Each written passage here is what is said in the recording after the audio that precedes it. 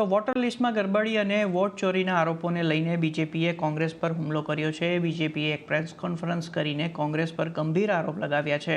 બીજેપીએ કહ્યું કે સોનિયા ગાંધી દેશની નાગરિકતા લેવા પહેલાં વોટર બની ગયા હતા। સોનિયા ગાંધીનું નામ 1980માં વોટર લિસ્ટમાં સામેલ થયું અને તેમને નાગરિકતા 1983માં મળી। બીજેપીએ રાહુલ ગાંધી પર પણ હુમલો કર્યો। બીજેપીએ કહ્યું કે હારવા બાદ રાહુલ ગાંધી सवाल उठावे छे। कल कुछ कांग्रेस के लोग कह रहे थे राहुल गांधी जी और विपक्ष के नेताओं ने बवंडर खड़ा किया। अरे भाई बवंडर नहीं बलंडर है, और मैं बताने वाला हूं कैसे। जितने आरोप आज तक लगाए, मैं राहुल जी को यही कहूंगा, धूल चेहरे पर थी पर आप आईना साफ करते रहे।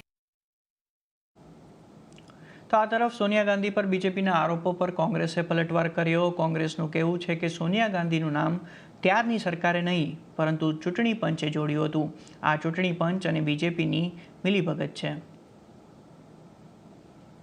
इससे ये पता चलता है कि चुनाव आयोग कितना सिंसियर है वोटर लिस्ट को तैयार करने में। और सोनिया गांधी तो कोई मामूली हस्ती थी नहीं, वो इस देश के प्रधानमंत्री की बहू थी।